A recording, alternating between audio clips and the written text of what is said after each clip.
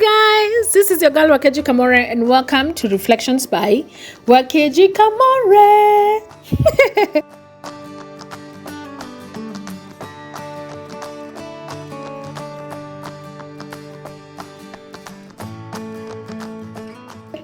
We are currently going through the book of 1 Samuel, chapter by chapter, and we are in the last chapter of this book, which is chapter 31, which I'll be reading from the ERV version. So please listen to the end because I will be sharing my key lessons or takeouts at the end of this recording. Also remember to subscribe and to share this link with your family and friend, because why would you be hoarding? Why are you hoarding good things? Give it to your friends. Share this link to your family and friends. All right, let's wrap up this book. I feel like this book has been long, but maybe it's because we've taken a lot of breaks in between. But let's wrap up. Today is the day we are wrapping up this book. All right. So this is, you remember you guys, we had, or rather before the last chapter that we read, where David came back from the battlefield and found his family taken away. There was that scene where now the Israelites were about to start fighting the Philistines. So that's the scene that we have gone back to in this chapter. So it says, meanwhile, the Philistines fought against the Israelites, and the Israelites ran from them. There were many dead bodies that fell at Mount Gilboa. The Philistines fought hard against Saul and his sons, and they killed Jonathan. Oh, Jonathan is dead. Ew, I don't like that. And they killed Abinadab, and they killed Malchishua. The battle grew even more intense around Saul, and the archers closed in on Saul and wounded him with many arrows. Saul told the boy who carried his armor, "Take your sword and kill me, or else these foreigners will do it and torment me as well." But Saul's helper was afraid and refused to kill him. So Saul took his own sword and fell on it. When the helper saw that Saul was dead, he took his own sword and fell on it, and died there with Saul. So Saul, his 3 sons, the boy who carried his armor, all died together that day. The Israelites who lived on the other side of the valley saw that the Israelite army was running away, and they saw that Saul and his sons were dead, so they left their cities and ran away. Then the Philistines came and lived in their cities. The next day, the Philistines went back to take things from the dead bodies, and they found Saul and his 3 sons dead at Mount Gilboa. The Philistines cut off Saul's head and took all his armor. Oh yeah. They carried the news to the Philistines and to all the temples of the idols. They put Saul's armor in the temple of Ashtoreth.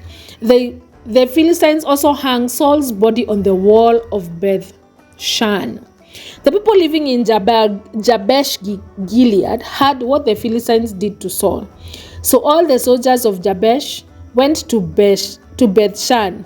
They marched all night, and they went to the wall of Beth Shan and took down the bodies of Saul and his sons. They carried them to Jabesh, and the people of Jabesh burnt their bodies of Saul and the 3 sons.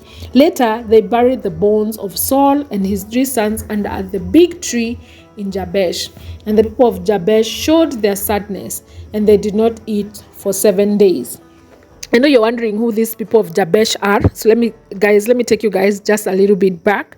Do you guys remember in this chapter there's a part where when Saul just had become king, there was this tribe that was being harassed, or rather really harassed by I don't know whether it was the Amalekites or it was the Philistines, and this tribe had been told to make a deal with Amalekites, or rather the Philistines. I don't know which one it was, I can't remember which one it was, and they had been told that the deal is, we will not kill you guys if only you allow us to make you guys our slaves and to remove your right eye. As a matter of fact, it says that most of the people there had their right eye already gouged out. And Saul came to their rescue. He'd just become king, and he came to their rescue, and he called all the other Israelite soldiers, or rather the whole army, and they went and they fought for this Jabesh, the people of Jabesh. And that is why the people of Jabesh feel like Saul is still their leader, Saul is still their hero, and that is why they wanted to really give him a proper burial. And that is the end of the book. So Saul and 3 of his sons, and many Israelites died as Samuel had prophesied.